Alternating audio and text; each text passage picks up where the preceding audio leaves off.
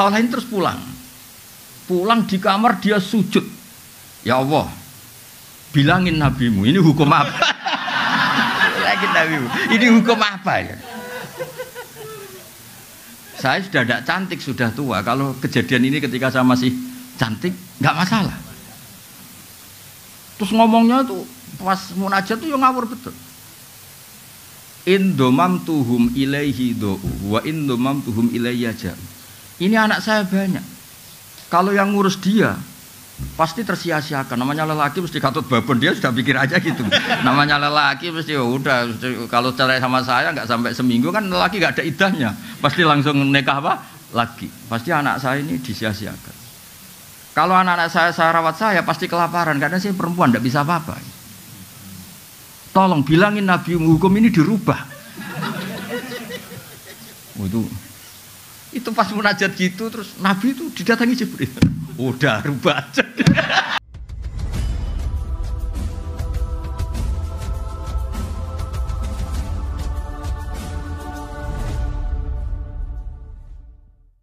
Imam Bukhari itu punya bab begini, babul futya fit thariq, bab memberi fatwa di jalan.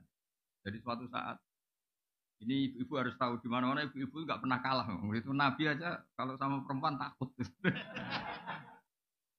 Belum pernah Nabi itu dikomplain lagi, yang ada itu dikomplain perempuan.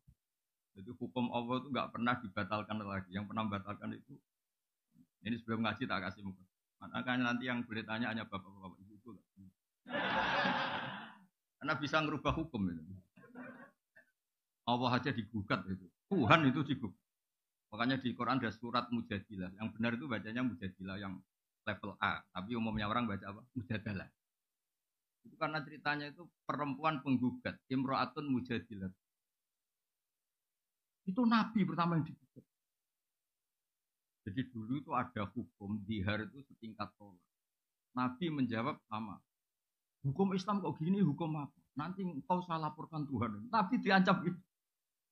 Pertama ya Allah, qala allati yujadiluka. Di Bukhari itu ada babul futya fit thariq, bab tanya hukum dan difatwakan di jalan. Jadi Nabi itu ada konvoi mau haji, tidak mau. Nabi loh yang haji, tidak ada kuota. Nabi haji aja. Terus ada perempuan, kebetulan cantik. Ini penting kata cantik karena nanti yang jadi masalah ini karena cantik. Berarti dia cantik. Nabi dipegang saja kendali untanya. Ya Rasulullah, ini mau kafilah haji. Ya, wah sayang ibu saya sudah meninggal. Ada sebagian lagi tanya, bapak saya sudah meninggal. Itu dipegang di tengah jalan. Dan saya tahu, andaikan bapak saya masih hidup, beliau pasti apa perlu saya hajikan mengganti beliau. Ini awal-awal haji badal. Jadi yang tahu dalilnya saya yang nikmati travel. Karena terus. Makanya saya itu betul. Saya itu orang paling dihormati para travel karena kalau nggak tanya hukum tanya saya. Tapi saya tidak pernah dapat laporan labanya. Tapi saya itu orang kaya. Makanya pantasnya saya itu masuk surga karena sudah benar. Ya kayak gini kan, yang nyari ilmunya saya, cari referensi Unisma yang tinggal make. Padahal yang nyari-nyari kan. Ya gitu nanti dipakai dalil kayak orang pinter gitu. Orang itu kan. Tapi udahlah saya ikhlas, saya tidak minta royalti kayak lagu-lagu itu. Udah. Ini gara-gara cantik, ini cerita bahwa dunia mulai dulu tidak ideal. Nabi pas itu tuh boncengin sepupunya, namanya Fadl bin Abbas. Ya kita tahu kan Muhammad bin Abdillah. Abdillah ini punya saudara namanya apa? Abbas. Yang diboncengkan Nabi namanya Fadl bin Abbas. Melihat terus sama perempuan tadi karena dia cantik. Terus perempuan ini juga melihat Fadl ganteng. Jadi mulai dulu entah atmosfer akademik atau atmosfer sosial tetap yang masalah itu yang mulai dulu fitnatur rijal ma'an nisa dan sebaliknya terus. Walhasil tuh falaw wa wajal Fadl, sebelum Nabi menjawab pertanyaan itu falaw wa wajal Fadl. Wajahnya Fadl itu agak disingkirkan karena terlalu ditengokkan, dialihkan. Tapi bikin masalah baru, pamannya agak terima, abahnya agak terima. Abbas itu pamannya Nabi, berarti bapaknya Fadl. lawaita ibna ammik. Masa kamu sama sepupu kamu gitu? Jadi mulai dulu masalah. Ngadepi orang cantik ya masalah, ngadepi orang sentimen ya masalah. Ngadepi kampus bayar ya masalah, enggak bayar lebih masalah. Karena enggak bisa hidup. Jadi dunia mulai dulu tempatnya masalah. Karena dari awal liyabluwakum ayyukum ahsanu amala. Jadi sebelum pertanyaan dijawab itu ada kasus-kasus kecil begini. Terus Nabi menjawab, Ara'aiti law kana ala abiki dainun akunti qadiyatahu. Kalau andekan bapak kamu punya hutang, apa kamu bayar? Iya ya Rasulullah. Ya sudah.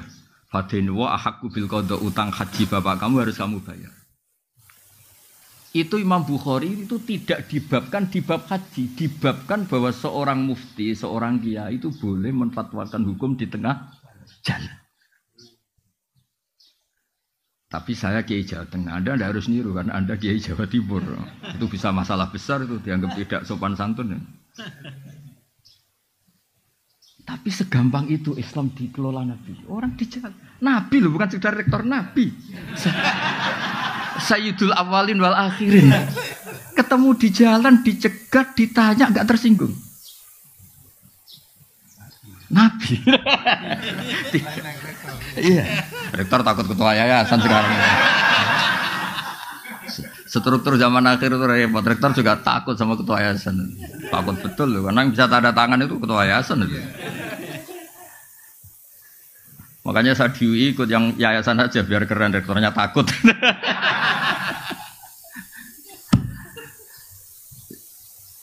Ya itu satu ilmu. Itu kata Imam Bukhari babul futya fit thoriq. Bab memberi fatwa di jalan. Artinya begini, andaikan semuanya sistem kampus, kemudian perempuan ini ingin belajar tentang menstruasi atau tentang apa saja. Masa nunggu sampai semesternya, nunggu kejuruannya, oh ini fakultas apa itu. Ketika dia tanya kebutuhan agamanya, enggak bisa, kamu kan fakultas teknis, masa tanya agama? Padahal fakultas teknis juga butuh agama. Makanya menurut saya Indonesia itu sudah bagus, ada struktural, ada apa? Kultural. Saya ini termasuk yang kultural, tapi kebetulan keramat jadi dipakai yang struktural seperti ini. Tapi saya itu kalau dapat SK entah jadi apa. Biasanya tak saya abaikan, bukan karena sombong atau menolak. Memang nggak boleh kalau dua-duanya kekuatan ini sama-sama di struktural saja atau sama-sama di kultural. Karena kalau struktural tadi, masa orang tanya kebutuhan Islamnya harus nunggu sekolah di situ, nunggu semesternya berapa baru bisa diskusi sama dosennya.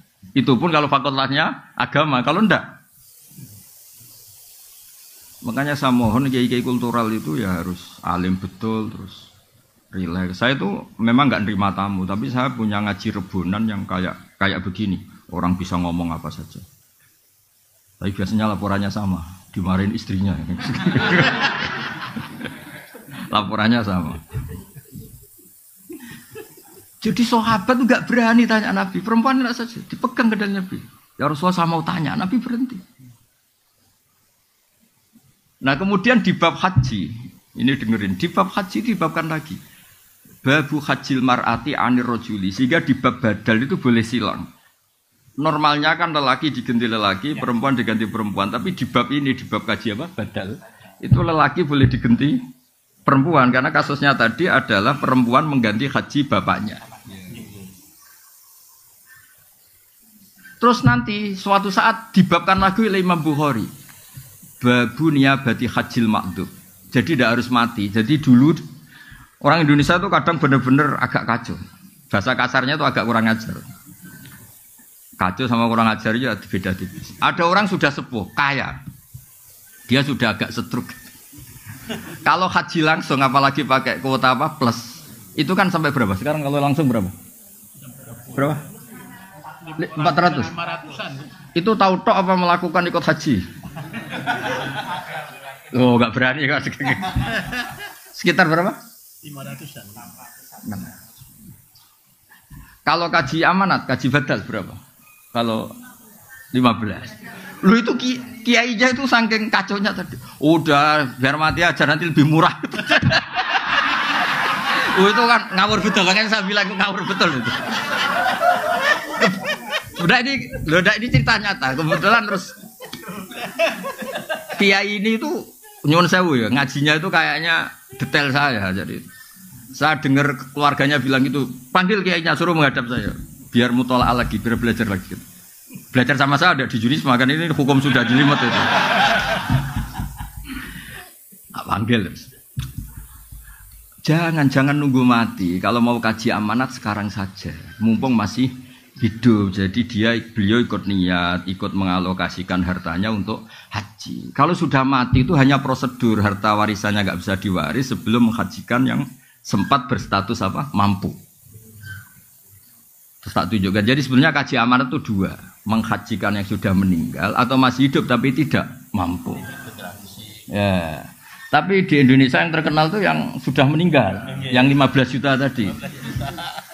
Nah kalau langsung, kalau orang kaya kan mustatiknya haji plus, berarti kan 500 juta. Mendingan sudah mati kan tinggal berapa tadi? 15. Loh itu dijawab itu anaknya senengnya Masya Allah, karena dari 500 menjadi 15. Oh ngawur betul itu. Efisiensi 400 juta. Ya efisiensi itu, efisiensi. Terus tak marahin sama itu. Enggak, jadi sebetulnya kaji amanat itu dua. Al-hajju anil mayyit, menghajikan yang sudah meninggal. Kedua itu anil makdub, kalau dalam saya disebut apa? Makdub, orangnya sudah tidak mampu apa? Haji. Nah, saya termasuk kiai yang ikut menggerakkan cara masif gimana kalau bisa tuh mumpung masih hidup, sehingga ini ikut niat. Cong inovane dolai, mobilnya banyak untuk haji saya. Dia ikut intervensi, tapi kalau sudah meninggal mungkin dia. Jadi kalau sudah meninggal sebetulnya mayatnya itu tak dapat pahala, tanda tidak tahu saya. Karena sebetulnya ini hanya untuk menghalalkan tirkah, menghalalkan warisannya. Bisa saja mayatnya jenis orang yang ketika hidup nggak pernah berkomitmen haji. Mungkin nyun sewu karena abangan atau pengetahuan Islamnya rendah atau kebetulan nggak jenis minat haji. Bagaimana dia dapat pahala haji sementara zaman hidup saya dia nggak pernah kepikiran apa? Haji, padahal inamal amalu binniyat. Kalau dia sudah mati dan dihajikan keluarganya, sebetulnya haji ini hanya untuk menghalalkan tirkah tadi, pembagian apa? Waris. Makanya kalau yang seleranya belum haji atau nggak ingin haji, ahli warisnya harus didik, ajarin bahwa sebagian harta itu milik Allah dan statusnya mustatik, supaya yang makdub tadi, yang stroke atau yang sakit ini ikut niat. Walhasil terus kiai tadi, wah, nak ngono kudu ngaji nah, Gus. Ya maksudnya ojo disalami template banyak dia karena tadi efisiensi tadi. Oh itu dari berapa? 500 menjadi berapa? 15 juta berarti 485 ya. Itu kalau 5 jutanya aja disalamkan template itu sebagai upah fatwa gitu kan. Ya jadi saya mohon, maksud saya begini, saya cerita hadis Bukhari tadi. Jadi mengelola ilmu Islam itu di kampus ya boleh, di pondok-pondok disiplin ya boleh. Mengelola Islam kayak saya, yang saya itu termasuk penganut Imam Bukhari. Jadi dulu itu Islam segampang itu. Nabi lewat ditanya, karena kalau orang sowan Nabi itu ya tidak gampang, beliau sibuk. Pernah ini satu kejadian dan ini saya tiru. Orang-orang Bedui itu kan punya etika. Jadi kalau mau sowan Nabi itu bengok-bengok, lidah itu bengok, manggil-manggil keras. Terus sama Allah ayat turun, innal ladzina yunaduna kami wara'il hujurat aksaruhum la yaqilun. Orang yang manggil-manggil kamu Muhammad dari luar kamar itu orang-orang enggak sopan. Terus walau annahum sabaru hatta takhruja ilaihim lakana khairal lahum. Jadi Nabi itu profesional, kalau sudah dalam rumah itu milik keluarga. Itu sahabat yang beretika enggak berani sowan, salam yang enggak berani. Tapi kalau Nabi sudah keluar ke masjid, itu mereka ngerti ini milik publik. Makanya walau annahum sabaru hatta takhruja ilaihim lakana khairal lahum. Kalau Nabi sudah keluar itu milik publik, terus mereka berani tanya. Jangan kayak orang-orang nggak punya etika, kiainya pergi 3 jam, 4 jam baru masuk rumah, assalamualaikum, padahal kiainya mau ke kamar mandi mungkin. Itu diatur oleh Islam. Sehingga kita kan, saya misalnya yang saya alami, saya kan sudah fair ketika begini kan, istri saya tidak ganggu saya, anak saya, karena sudah milik publik. Boyo kalau sudah di rumah itu milik keluarga, makanya dulu sudah diatur sedemikian rupa. Tidak tahu kalau di daerah kamu melakukan ini apa enggak, tidak tahu. Kadang-kadang kiainya juga senang ditamoni lah, itu kan ya sudah nggak tahu, itu kan haknya, itu kan apa haknya. Nah saya di sini juga hak saya, ini wilayah saya. teritorial saya. Sehingga momentum Nabi lewat itu penting bagi orang-orang yang punya peradaban karena ngerti ini Nabi kalau sedang di luar itu milik publik. Itu disebut walau annahum sabaru hatta takhruja ilaihim lakana khairal lahum. Jadi kalau mau komunikasi dengan Nabi, nunggu Nabi itu keluar dari area privat keluarga. Ya Pak Rektor ini kalau pas di luar kan jenengan milik kamu. Kalau sudah di rumah kan enggak tahu, jangan-jangan disuruh nyuci piring sama istrinya. Karena sekali di rumah itu bisa hamba sahaya itu bisa. Itu kan bisa masalah itu kan. Loh itu semua orang soleh. Yang paling masyhur kan cerita Umar itu. Umar kayak apa kerasnya itu. Itu di atas rektor itu. Umar. Oh itu ada orang sering dimarahin istrinya matur ke Umar. Di rumahnya kebetulan. Habis itu pas itu istrinya jebodar jedar itu. Sampun ya Amirul. Lu sampun gimana? Kamu belum matur kok sampun. Ternyata apa? Ya hanya itu aja. Ternyata jenengan yang ngalami. Ya makanya kalau rektor di rumah jangan ada yang main ke sana, itu wilayah-wilayah privat itu. Bisa masalah besar itu, wah. Apalagi pas dimarahin di video, wah.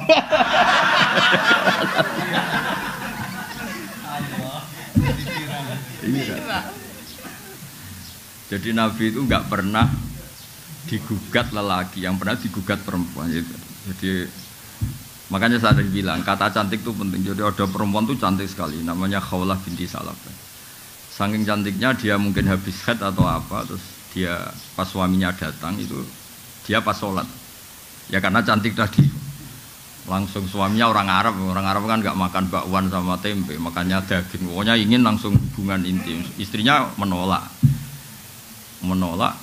Wong di redaksi kitabnya itu agak jorok ceritanya. Fa'ajabatu ajizatu. Dia ngelihat istrinya sujud tuh tertarik. Walhasil terus diajak enggak mau. Terus orang Arab itu kalau mangkel melakukan apa? Dihar. Dihar itu menyerupakan istri dengan apa? Ibu. Kalau di Arab menyerupakan istri dengan ibu itu maknanya enggak mungkin halal disetubui. Kalau di Indonesia enggak. Kalau menyerupakan istri dengan ibu itu karena kasih sayangnya. Makanya di Indonesia hampir enggak ada apa? Dihar karena beda sekali perspektifnya. Beda sekali. Walhasil terus karena dihar di jahiliyah dulu itu hukumnya sama dengan tolak. Nabi itu melangsungkan hukum yang enggak dibatalkan oleh apa? Islam. Yang enggak dibatalkan, saya ulang lagi. Karena beberapa tradisi jahiliyah juga ada yang diteruskan. Matur ya Rasulullah. Saya istri saya dihar gini. Yang matur pertama itu suaminya. Namanya Aus bin Somit. Ada banyak riwayat, sama ambil saja Aus bin Somit. Enggak usah diteliti jadi disertasi itu enggak usah. Disertasi kok ilmunya copy paste. Mau nanti disertanya kata Gus Wak kacau itu, enggak ilmiah itu, ya, harus nyari referensinya sendiri. Barang nyari enggak mau biaya, pakai maktabah Samilah 5.000, aduh kasus lagi. Kata Nabi, ya sudah gitu memang hukumnya. Pulang suaminya. Kata istrinya, wah kamu gak mutu ya. Datang. Ini cerita surat Mujadalah tadi, kalau zaman baca Mujadalah. Betul ya Rasulullah, kalau dia itu kayak tolak. Iya. Nabi, saya ini sudah tua. Kalau bikin hukum mau dipikir-pikir dulu. Khawlah itu cantik betul. Agak jorok orang. Agak ngawur kalau ngomong itu, kalau sama Nabi agak ngawur. Ini kisah nyata loh. Maksudnya gimana? Kalau saya masih muda dulu, cantik masih muda, dihukumi tolak gak apa-apa, masih banyak lelaki suka saya. Ini saya sudah tua. Terus bilang, ngomongnya jorok, saya masih ingat bahasa Arabnya. Akala syababi, muda saya, cantik saya dihabiskan oleh dia. Maksudnya suaminya, Aus bin Samit. Wa nasartu lahu batni, sehidup-hidup saya sudah pokoknya ngomongnya jorok dia. Sudah pas tua gini, sudah tidak cantik, sudah gembrot, sudah ini itu, ada dihar yang kayak tolak. Tadi kata Nabi, ya hingga detik ini belum ada pembaharuan hukum, belum ada itu. Masih begitu kata Nabi. Kalau begitu terus, engkau saya laporkan Allah Ta'ala. Oh itu kalau nggak perempuan tidak bisa. Tapi gara-gara itu Nabi itu kelihatan Nabi. Memang kadang-kadang eksiden itu berkah. Si Khawlah terus pulang. Pulang di kamar dia sujud. Ya Allah, bilangin nabimu, ini hukum apa? Bilangin nabimu, ini hukum apa ya? Saya sudah tidak cantik, sudah tua. Kalau kejadian ini ketika saya masih cantik, nggak masalah.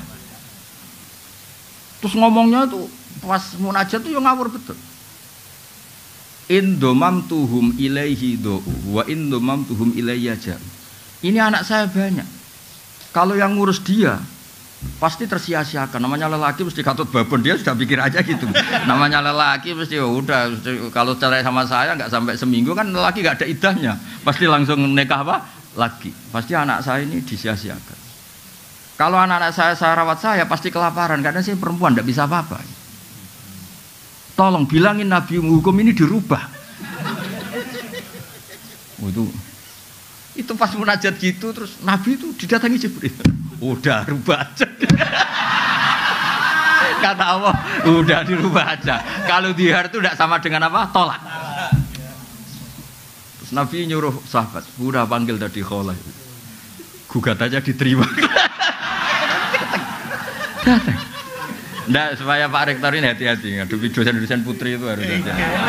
Nggak akan menang gitu. Ya sudah akhirnya. Itu kata Sayyidah Aisyah. Saya tahu betul Nabi itu di sini, Khawlah di sana. Itu kalau nggak Nabi nggak tahu. Ternyata tadi Khawlah di kamarnya itu munajat betul. Makanya disebut qad sami Allah qaulal lati tujadil.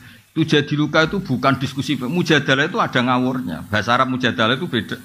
Mujadalah itu ada ngawurnya, ada kasarnya. Bukan tastafti. Kalau tastafti itu minta fatwa masih normal beretika. Tujadilu bukan tastafti. Kalau tastafti kan masih beretika.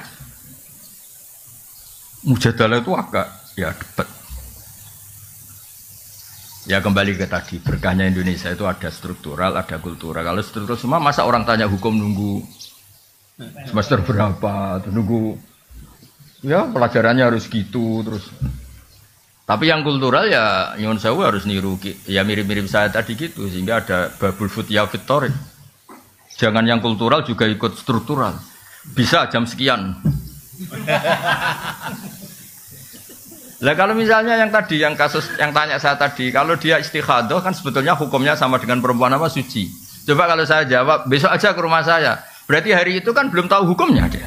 Padahal hari itu dia sudah harus sholat duhur, sholat asar, sholat maghrib. Apalagi kalau di Unisma suruh daftar dulu, registrasi dulu. Iya, kebetulan kalau fakultasnya kedokteran misalnya, wah ini tidak bidang saya, coba ganti fakultas saja dulu.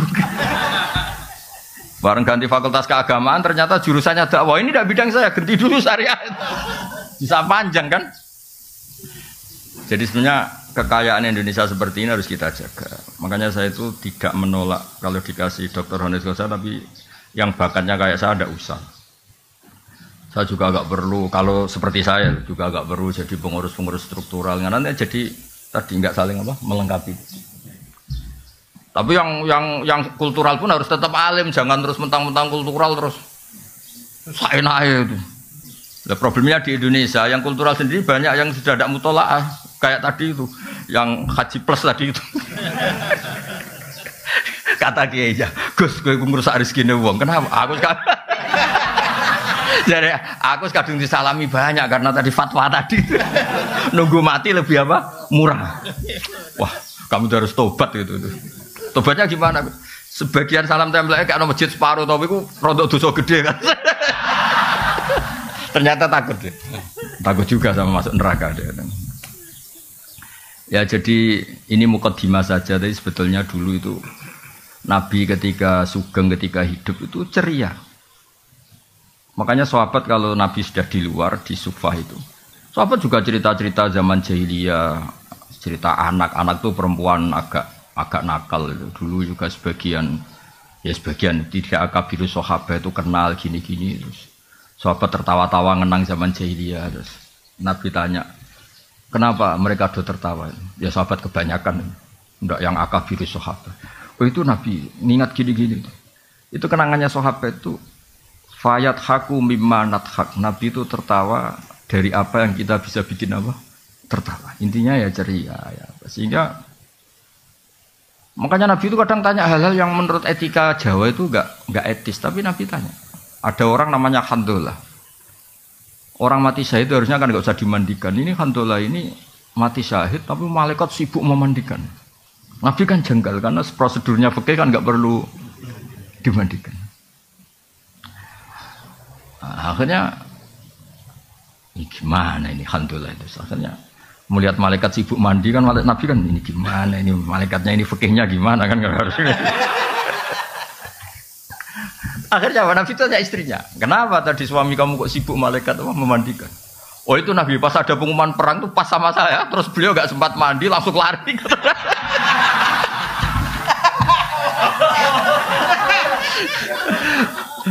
Nah, akhirnya malaikat kan yang ribet itu kan. Saya nggak ngerti itu gimana dia dapat galon, dapat apa malaikat tadi juga nggak tahu saya. Malaikat nyari di mana itu nggak tahu. Tapi itu sampai si Handolah ini gelarnya apa? Ghusilul malaikah, mayat yang dimandikan. Sampai itu menjadi gelar kehormatan.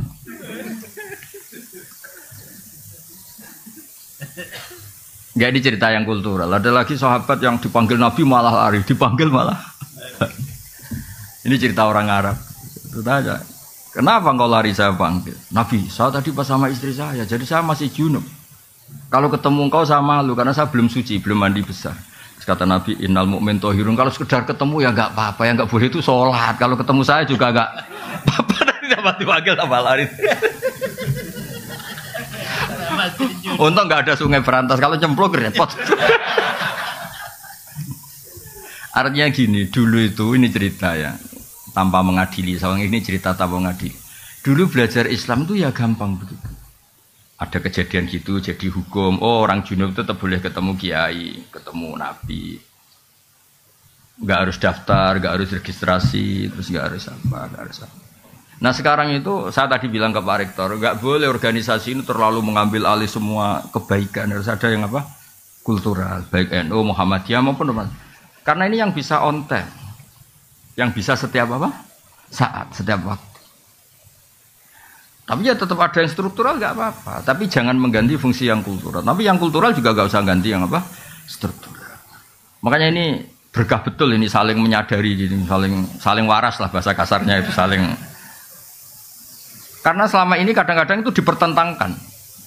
Padahal jelas kalau pertanyaan-pertanyaan di jalan atau apa yang struktural kan nggak bisa mewakili ini. Karena harus daftar dulu, fakultasnya harus ini. Semesternya harus semester berapa baru mengkaji ini. Dah ya jelas ya. Nah, ini yang mulai ngaji ini tak baca ini nih. Nah, ini serius itu tak kasih referensi tadi. Nah, ini saya baca terjemahnya dulu. Ini kan di Syekh Nawawi itu. Wa yahdiyaka sirata mustaqima kata Syekh Nawawi fi tablighir risalah wa iqamati alamatir riyasah. Fala yabqa may yaqdiru alal iqra alal kufri. Ya ini saya terjemah, ya terjemahnya dibaca sendiri. Jadi begini ya, Islam itu membawa kebenaran, tapi kebenaran ini kan masuk ke ruang publik. Ternyata benar saja tidak cukup, karena benar itu bisa jadi objek cemoohan, objek eksploitasi dan sebagainya. Karena masuk ruang apa? Publik. Sebab itu Nabi itu butuh kemenangan. Karena beberapa aturan itu nggak bisa diterapkan kalau tidak posisi menang. Dulu yang namanya Ka'bah itu ada 360 berhala. Bisa apa? Orang yang membawa kebenaran kalau tidak posisi apa? Menang. Ka'bah bisa ditertibkan dari berhala-berhala itu karena Nabi posisi menang.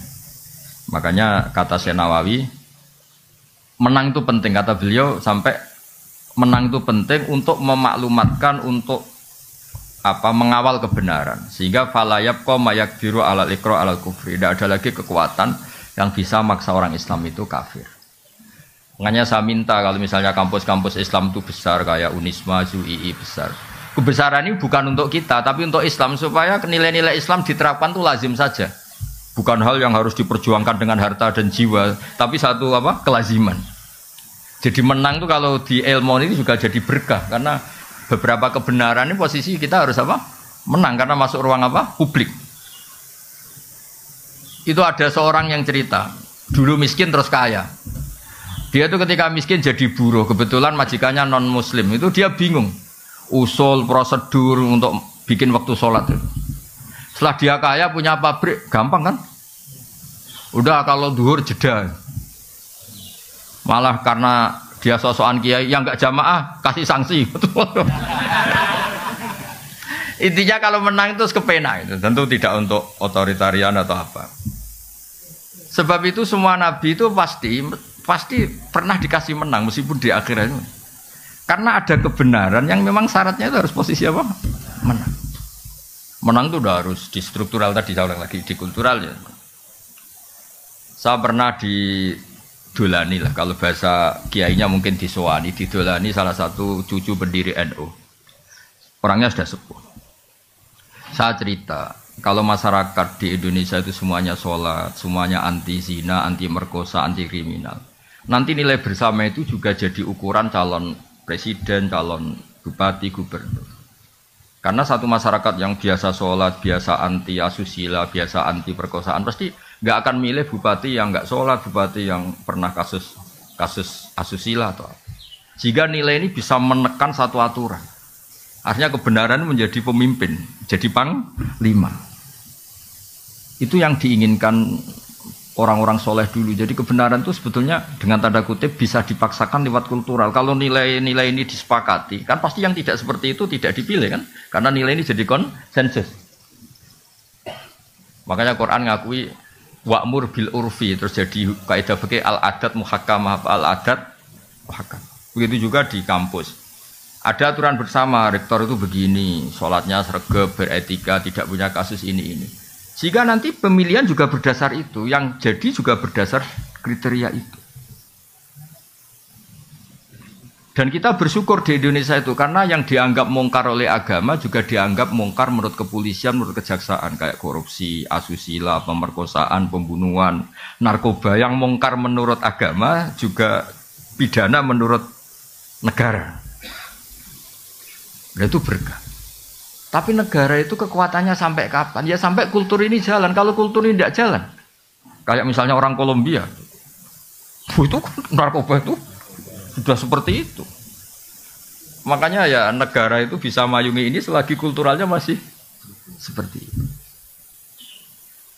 Ya makanya tadi kita harus menang baik secara struktural maupun secara kultural. Tentu dengan cara-cara yang tetap berkemanusiaan. Ya, itu yang kenapa ada surat Fatah sampai Nabi ngendikan ketika surat ini turun, kata Nabi, unsilat alaiya suratun lahiya ahabbu ilayya minad dunya wa ma fiha. Saya ini dituruni surat yang lebih saya cintai ketimbang dunia seisinya, yaitu surat Fatah, surat kemenangan. Ya makanya Syekh Nawawi ngendikan menang fi tablighi risalah wa iqamati alamati riyasa fala yabqa mayaqdiru alal iqra alal kufri.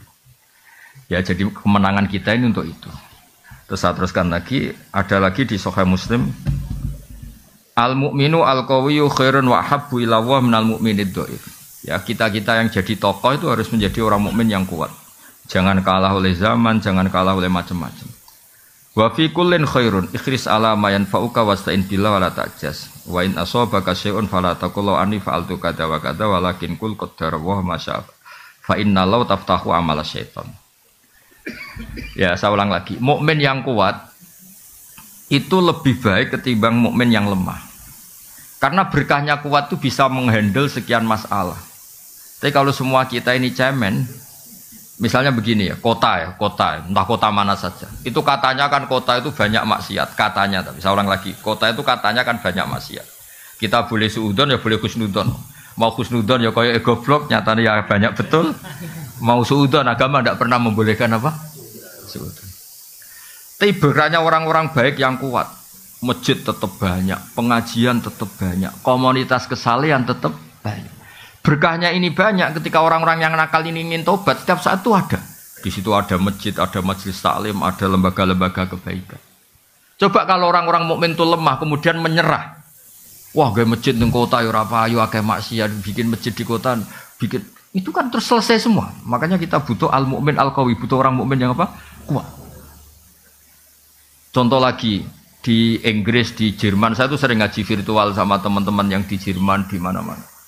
Mahasiswa Indonesia di salah satu kampus sana itu kadang jumlahnya hanya 50, 40, tapi bikin komunitas pengajian. Gara-gara ini jadi komunitas, lama-lama kebutuhan kampus itu disahkan punya apa? Masjid. Akhirnya ketemu mahasiswa muslim yang dari beberapa negara. Terus mereka bikin apa? Komunitas. Ada ngaji, ada ini. Coba kalau mau lemah, masa di negara non muslim bikin masjid, komunitas saya semuanya non. Butuh orang kuat. Orang kuat itu udah harus otoriter, enggak ada harus. Makanya kata bapak saya kalau didik saya, ada santri atau putranya sendiri disuruh apa enggak mau, ada yang sepuh, disuruh apa enggak mau karena ada yang sepuh. Kata bapak itu, ikut tawaduk, tambah tanggung jawab gitu. Ya kadang-kadang kan alasannya ini kan wilayahnya rektor, ini wilayahnya kiai, ini wilayahnya orang sepuh. Kata bapak itu tawaduk apa enggak tanggung. Ketika seorang muslim dimanapun berada terus berpikir bikin masjid di kampusnya atau bikin komunitas pengajian, ternyata baik-baik, hanya butuh orang kuat. Saya pernah ya ketemu teman-teman TKI di Korea, itu pertama sholat, itu nunggu jam makan karena WC di sana MCK-nya kan luas, terus dia sholat ketika jam makan di WC di. Terus ketika mereka menunjukkan Islamnya dengan komunitas besar, lama-lama kuat nyewa masjid. Jadi bangunan disewa untuk masjid. Lama-lama setelah uangnya terkumpul, komunitas itu besar, ya bikin masjid. Izinnya padahal mahal. Itu kalau orang-orang tidak bernyali, tidak bisa. Maksud saya ngaji ini supaya jenengan yang di Yunisma itu tambah kuat. Kita kan kultur punya, SDM punya. Masa kalah sama TKI-TKI yang di beberapa negara itu bisa bikin masjid, bisa bikin komunitas. Ya makanya Nabi muji. Dan yang saya senang ini kan ada kata-kata wa habbu ilallah, bukan sekedar lebih baik, lebih dicintai Allah. Jadi Anda bisa jadi wali lewat jalur jadi orang kuat. Ya kan disebut dicintai Allah itu artinya kan wali. Khairun wa ahabbu ilallah. Ya terus ini yang terakhir ini, saya termasuk sering ngaji, sering berpolemik di bab ini, tapi saya pastikan fatwa saya ini benar. Ya itu yang di Fathul Mu'in itu. Jadi begini saya gambarkan ya. Dulu sebelum ada NU berdiri itu kan Mbah Wahab sudah bikin namanya Taswirul Afkar, apa? Taswirul Afkar. Cara pandang, logika yang itu penting Bang, cara pandang. Misalnya gini. Ya contoh gampang kalau di Indonesia misalnya MUI lah yang resmi negara. Di satu daerah itu ada kandidat ketua MUI atau misalnya enggak MUI kepala desa lah. Kalau yang jadi si A ini jadi kacau kampung ini karena dia suka judol, suka judi online, suka macam-macam. Kalau yang jadi kamu karena alumni Yunisma itu soleh lah, soleh memaksakan, soleh asli, soleh. Gitu. Sehingga kalau yang jadi lurah itu kamu itu kan orientasinya mungkin ini baldatun thayyibatun. Sudah yang ngaji-ngaji aja gak apa-apa. Ya. Maka orang ini, yang soleh ini, kalau saingannya ini orang-orang nyun sewu yang batil, yang soleh ini wajib memaksakan jadi lurah. Meskipun untuk menjadi, karena situ sudah politik uang harus bayar. Ini jelas kata Mu'in, wa man ta'ayyana fi nakhiyatin lazimahu qabuluhu wa kadza talabu walau bibadli malin. Ya walau bibadli malin. Yaitu yang bawah itu, wa kadza talabuhu walau bibadli malin. Wa in khofa min nafsihi al-maila. Itu saya terjemah. Jika kamu kredibel dan hanya kamu yang sesuai syariat, maka kamu harus menjadi pemimpin meskipun dengan cara mengeluarkan biaya. Dan meskipun atas nama manusia kamu takut terjerembab dan jatuh pada hal-hal yang negatif. Karena tadi ketika yang jadi lurah itu kamu, orientasinya kan gimana kampung ini mau sholat, di mana kampung ini nyun sewu gak ada prostitusi, gak ada narkoba. Ada. Orientasi kamu kan islah, membuat masyarakat ini baik. Maka kamu ini harus mengeluarkan biaya. Saya pernah ditanya, Gus itu apa tidak suap? Yang dikatakan suap itu pembiayaan yang hak jadi batil, yang batil jadi hak. Ini kan enggak membiayai hak menjadi hak. Ya membiayai hak menjadi hak. Makanya saya pernah ditanya, Gus kalau pilkades itu itu kan kalau yang enggak mengeluarkan uang kalah. Katanya yang mengeluarkan uang itu tidak soleh karena nyuap. Saya bilang, kalau kandidat lainnya itu tidak soleh, kamu mengeluarkan uang nggak apa-apa. Paling Allah kalau kamu soleh, Allah akan bilang, kamu itu dermawan. Kalau kamu soleh loh.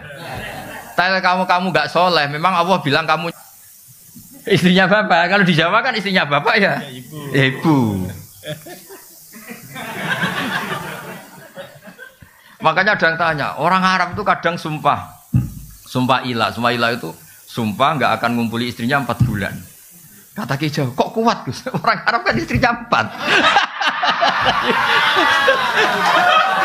Jadi punya alternatif kalau Ki Jawa ya takabala wa minna minkum. Makanya kadang-kadang adat Arab sama Jawa itu beda. Di Arab itu mahar itu mahal. Ini ibu-ibu gak boleh niru orang Arab. Mahar itu apa? Mahal. Saking mahalnya kadang itu orang nikah hanya 1 bulan, 3 bulan karena sering nikah orang Arab. Karena mahar itu mahal, misalnya 1 miliar, 200 juta, 3 mahar itu mahal. Kalau di Indonesia kan seperangkat alat sholat. Saya itu sering nikahkan tuh sampai bosan yang namanya seperangkat alat apa? Nah itu sama Allah sampai dibilang gini. Ini sama Allah sama dibilang gini. Kalau kamu punya istri dan kamu ceraikan, fala ta'khudhu minhu syai'a, mahar yang sudah kamu kasihkan jangan ditarik kembali. Karena butuh pelarangan, karena jumlahnya besar itu butuh pelarangan. Fala ta'khudhu minhu syai'a, mahar yang sudah kamu berikan jangan ditarik lagi karena jumlahnya ratusan juta. Kalau di Jawa gak usah dilarang, tidak akan diambil lagi. Karena seperangkat alat sholat. Nah itu kalau cerainya sudah setahun kan sudah lusuh. Makanya Mbah Mun tuh sering bilang, iki fikih Arab. Artinya gini, teori itu nggak kebayang di Jawa itu ada pelarangan nggak boleh ngambil, nggak usah dilarang juga nggak ngambil. Kalau di Arab dulu itu ada sahabat nikah itu maharnya itu kebun kurma luas sekali. Makanya orang Arab sekali nikah itu ya terus istrinya tuh tenang hidupnya, nggak kayak dinikahi dosen Unisba tuh. Wah. Apa itu? Enggak jelas itu. Loh, betul itu. Pernah dengar istilah khulu itu? Khulu itu seorang istri mengakati suaminya supaya mau menceraikan, tapi si istri bayar. Itu di Arab mungkin. Jadi singkat cerita ini dikasih 1 kebun kurma luas. Istrinya enggak seneng karena cowoknya ini gak ganteng, gak menarik. Soalnya melihat suaminya itu bawaannya kayak melihat gerduo, gak seneng. Kan ada orang-orang yang raine juga musibah itu kan ada orang yang itu kan gak tahu lahirnya kenapa itu kata itu. Mau dibarengi apa gak tahu. Kalau dukun mesti ngerti ini karena salah tanggal lahir mungkin itu. Itu kata pertama ada ayat khulu itu tadi. Kalau kamu minta diceraikan ya bayar mahar yang sudah kamu terima, kembalikan lagi. Itu sampai ada ayat fala junaha alaihi terus fi maftadat bi. Napa fi maftadat bi. Kalau di Indonesia ya tidak mungkin. Khulu coba mahar yang sudah saya kasihkan saya lagi dikasihkan seperangkat alat. Ya lusuh lagi itu kan. Jadi kadang-kadang perasaan fikih Arab sama Jawa itu beda. Makanya saya pernah tanya santri, Gus kok zaujatu abika nggak boleh menikahi istri bapak kamu? Ya ada kepikiran nikah lah Gus, itu kan ibu saya kata. Oh dasar Kiai Jawa kata saya itu. Di Arab itu ada ummuka, ada zaujatu abika.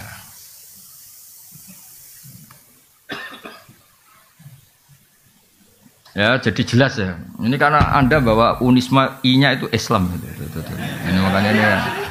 Saya ajarin fikih secara baik dan benar itu. Ya jadi saya senang sekali karena ini bertemunya tadi struktural sama kultural. Saya tidak hanya mencintai NU, ya saya juga mencintai Muhammadiyah. Semua ormas yang sehat di Indonesia formal itu saya mencintai. Soal kultur NU ya NU karena kita pesantren. Tapi tetap kultur itu harus di atas struktural karena tadi. Struktural itu untuk menjaga stabilitas dengan konstituen yang kaitannya negara. Tapi kalau kultural itu setiap saat, setiap waktu. Orang kan nggak mungkin tanya pengurus PBNU, pengurus wilayah. Tanyanya kan sama kiai setempat meskipun nggak punya jabatan apa? Struktural.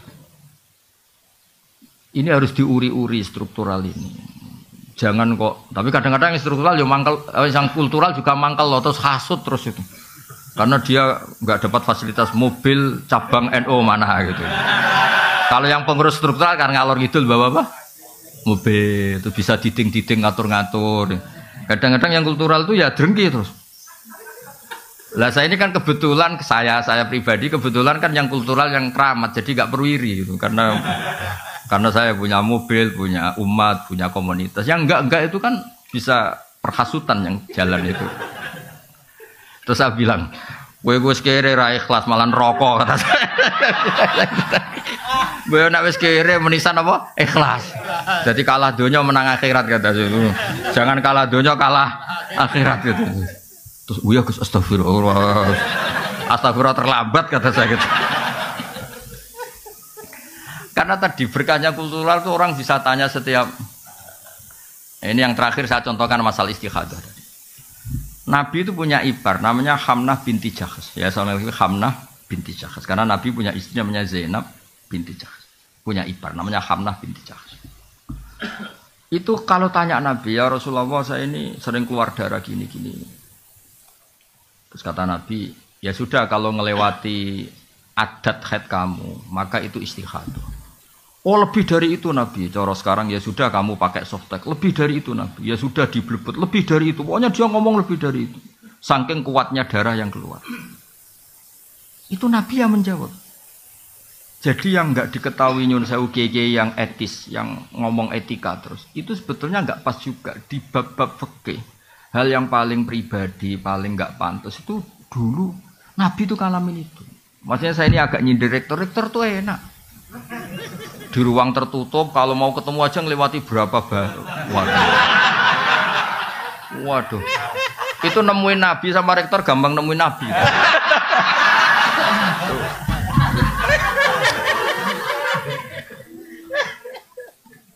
Apalagi ketua yayasan ya. Wah, malah ngeri lagi.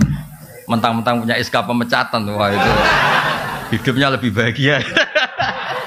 Rektor masih takut sama ketua apa? Saya dulu ya janggal loh, kenapa sih orang kok hormat? Ternyata saya pengurus yayasan baru tahu. Saya kan biasa ikhlas, jadi kaget kalau ada orang hormat tuh kaget tuh. Tanya. Makanya saya tahu kenapa istikhadah itu rudat ilal adat, dikembalikan adat. Terus kata Nabi, Fatahayyadi sab'ata ayamin au sittata ayamin. Kamu haidnya dihitung 6 atau 7 hari sebagaimana hari-hari ketika kamu normal. Qabla ayusi bagi ma'asobagi. Sebelum kamu kena penyakit itu biasanya haidnya berapa hari? Yaitu dipakai apa? Acuan. Yang di atas itu dianggap apa? Istikhadah. Itu jadi sama jangan bayangkan Nabi itu prosedural, mau ketemu rektor janjian dulu, terus yang jaga sudah dibeli. Mau ketemu Pak Rektor, sudah janjian.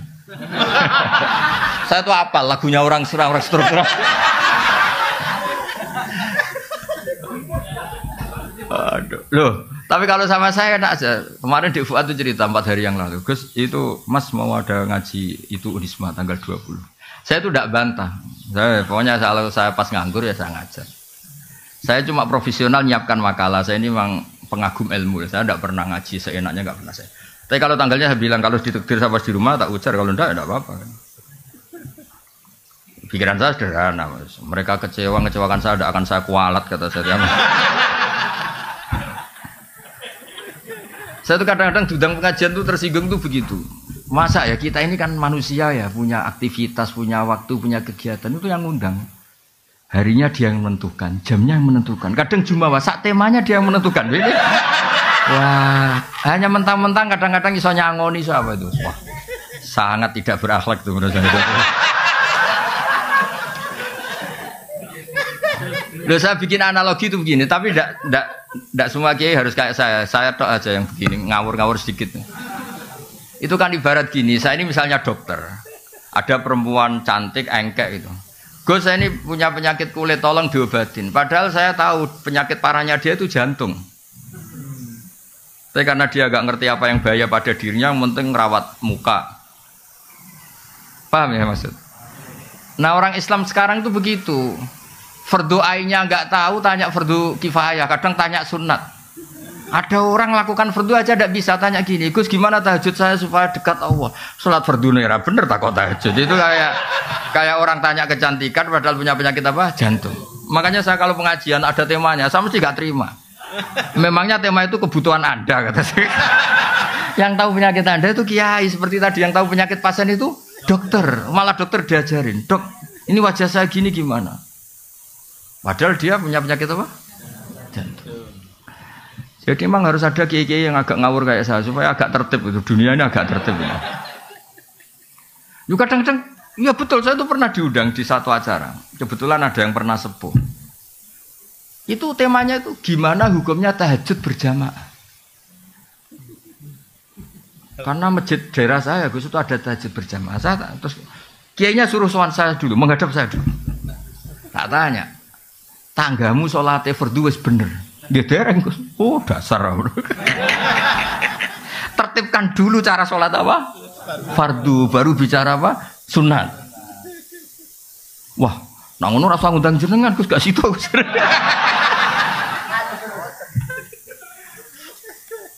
Tapi akhirnya mereka terus sadar, tak angan-angan bener Gus, fardu bener kok takok. Jadi kadang-kadang orang Indonesia tuh aneh. Tapi kebetulan aneh ini yang melakukan banyak terus tidak aneh. Tapi kita sebagai orang terpelajar itu harus mulai mikir. Gimana supaya kita ini diskusi Islam secara baik dan benar. Yaitu harus takdimul fardi alas sunnah, harus prioritas itu. Jadi dulu ini ceritain kembali lagi ke tadi. Dulu zaman Nabi itu gampang. Ada orang Bedui tanya, ya Rasulullah, betul engkau Nabi? Itu kalimatnya kasar betul. Antal ladzi tas'umu. Tas'umu itu agak kasar. Kamu yang ngeklaim kalau kamu itu Nabi. Tas'umu itu klaim, bukan takulu. Tas'umu ngomongnya orang Arab. Engkau yang ngeklaim kalau diri kamu Nabi. Kata Nabi, iya. Kata. Betul, Allah nugaskan kamu. Iya, kata Nabi. Nabi masih datar, ya terus. Terus, apa ajaran Tuhan kepada kamu? Ya, kamu harus sholat 5 waktu. Itu tok? Iya.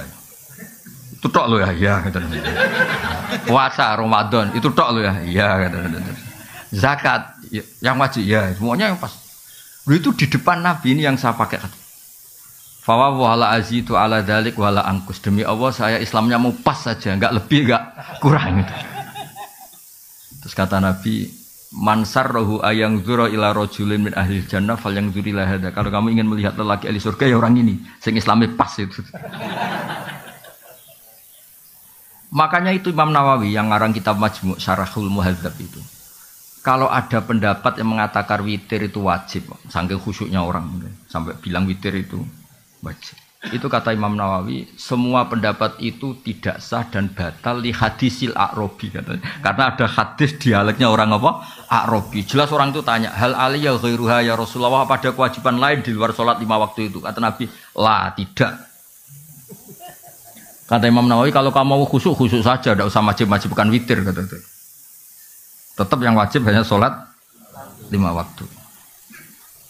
Nah ini enggak tanya fadilahnya jamaah sholat. Kalau tanya malah tak jawab.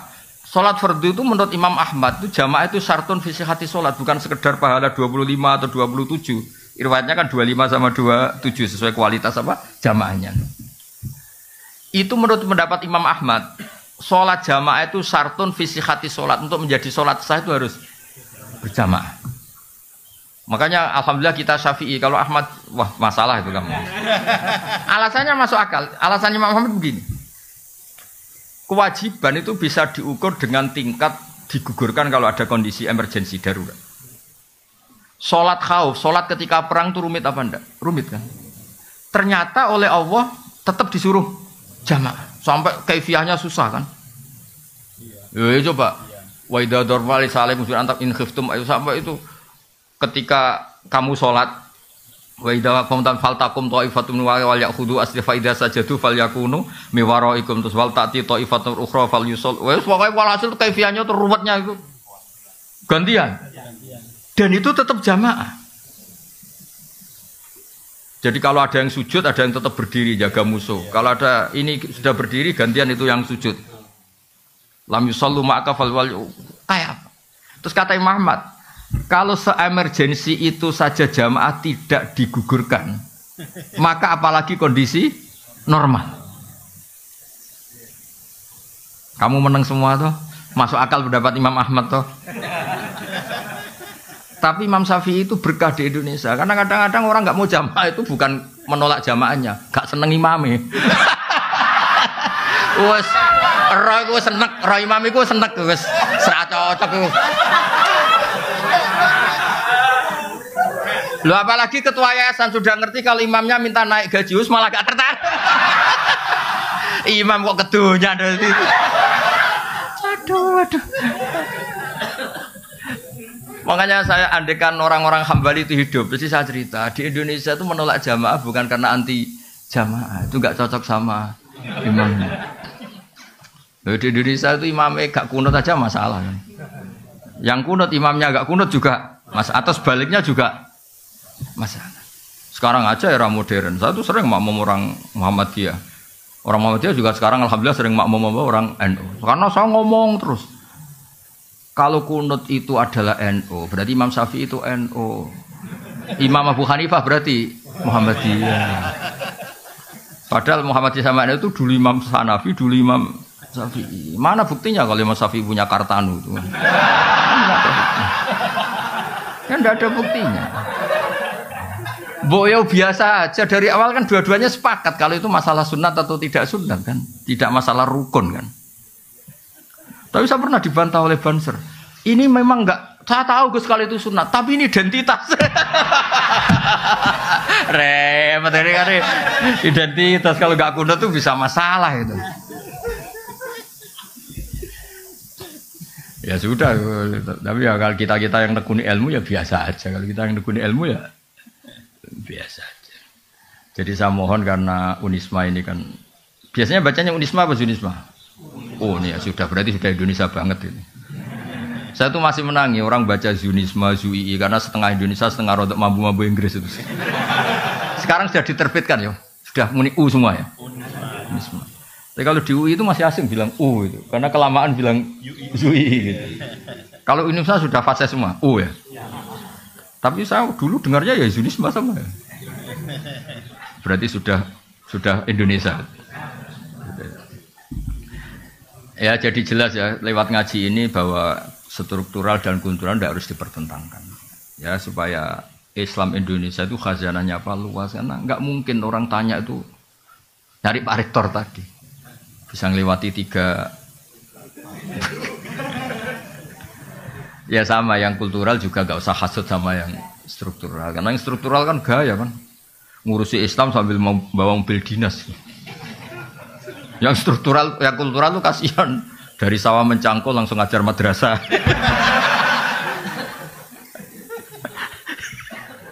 Kasihan muridnya 8 kadang hadir hanya 2 nakal.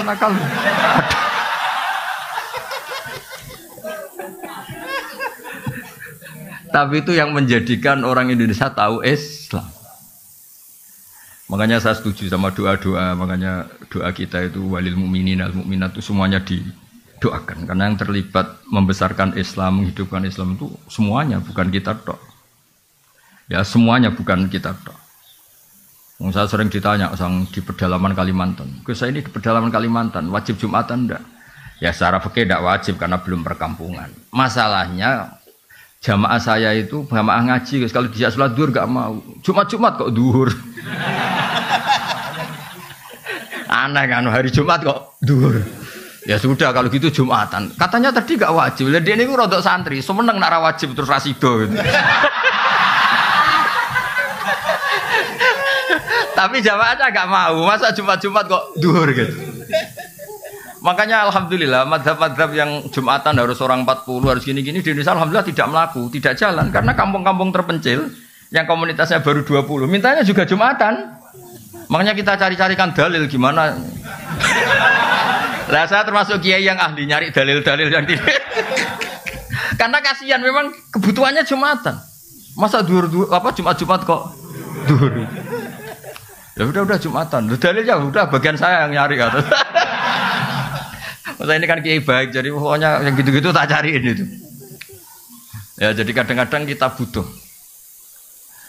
Saya pernah lagi ada Jumatan betul. Saya itu mau ke Jogja. Kebetulan dulu saya pakai bis ban double.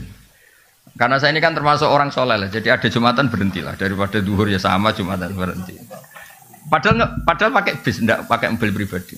Tahun berapa? Sekitar tahun 97 atau 98. Jumatan di satu kampung itu orangnya itu enggak ada 20. Imamnya itu kalau baca Fatihah kayak orang mau melahirkan. Perjuangannya susahnya itu. Iya, kuana betul aja itu. Saya itu bawa santri 2, kebetulan sudah tamat alias, sudah pinter. Mengajinya sudah mahali. Dia ikut saya di Jogja itu karena sorogan kitab mahali. Padahal kitab mahali itu kasnya di atas Fathul Mu'in. Sudah termasuk kitab besar lah. Di Al-Azhar itu mahali sudah untuk gelar apa? Doktoral begini. Dia mondok saya di Jogja itu karena ngaji kitab apa? Mahali. Singkat cerita santri saya 2 itu. Gus, kok jenengan ndak ada? Nak kon gak mantep ya ada. 2 santri saya itu ya ada, saya ada. Ditanya saya. Kenapa Gus Dayat? Aku sing manusia, saya yang manusia aja gak tega mau tidak ngesahkan itu.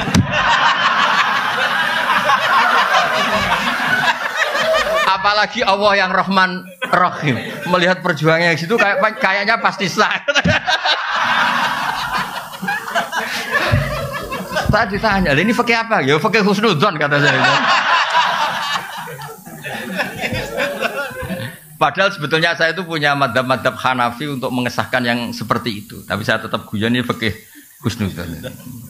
Karena kalau saya iada itu kan semi suudzon, kalau sholat itu enggak sah.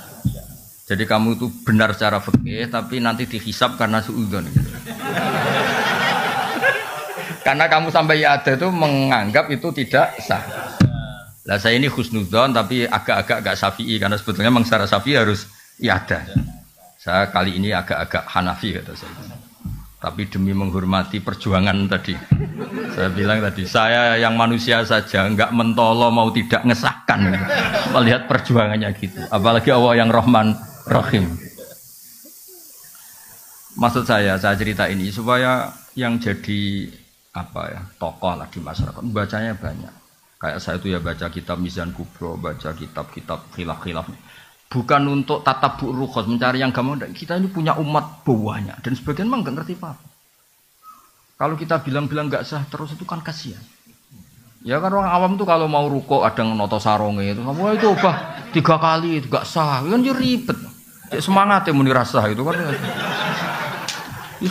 Mbok ngaji itu yang luas itu sehingga bacaannya banyak. Makanya saya tuh ngadepi orang Junisme apa tenang saja. Bukan karena Jumat, bukan. Ketoknya sinaune akeh aku dari tenang. Ini bukan urusan sombong, tapi urusan profesional apa? Supaya jelas itu apa? Aturan mainnya itu jelas. Jadi nggak boleh orang itu. Ya bener bapak tadi kalau nasihati saya. Iku tawaduk ora tanggung. Itu bapak saya. Jadi kalau ada orang alim kok ndak ngajar atau mau apa sungkan. Itu tawaduk bukan tanggung. Jadi karena bedanya tipis ya. Ada kejadian kebalikannya, orang sudah sopo imami aja dibopong, diangkat. Alasannya beliau itu istiqomah. Alasannya karena mulai muda sampai tua itu jadi imam masjid. Itu berhentinya jadi imam masjid, padahal dibopong. Kalau mau khutbah itu dibopong, diangkat 2 orang, 3 orang ke mihrab itu. Marinya itu dia berhenti dari masjid itu digojlok bapak. Iku istiqomah tak mau digenti. Terus sama bapak digojlok. Alumni pondok Didi nganggur gara-gara kiai-kiai kok jenengan. Maksudnya agak ada regenerasi. Jadi kan beda tipis antara istiqomah sama gak mau. Jadi makanya dunia itu harus ada diskusi. Ternyata tawaduk sama gak tanggung jawab itu ya tipis. Istiqomah sama gak mau diganti itu ya tipis. Nggih ngoten mawon nanti diskusi sak kadare nggih tanya jawab sak kadare. Sementing aja ibu-ibu, kalau ibu-ibu tanya rektornya saja nanti. Nggih wassalamualaikum warahmatullahi wabarakatuh.